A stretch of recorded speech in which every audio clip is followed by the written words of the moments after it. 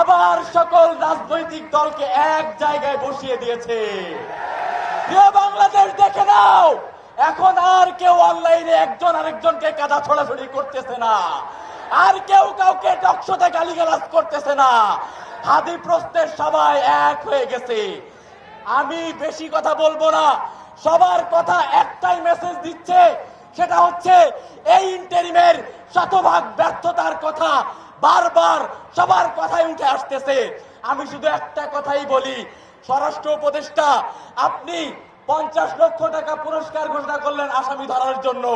আমি রাজশাহী বিশ্ববিদ্যালয় কেন্দ্রীয় ছাত্র সংসদ রাকসুর সাধারণ সম্পাদক হিসেবে ঘোষণা দিচ্ছি, এই স্বরাষ্ট্র উপদেষ্টাকে যে পদত্যাগ করাতে পারবে তাকে 1 কোটি টাকা পুরস্কার দেওয়া হবে।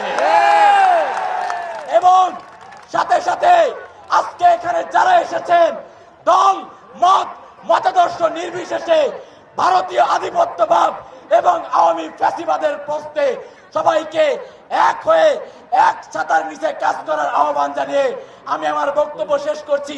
ইনকিলাব ইনকিলাব, দিল্লি না ঢাকা।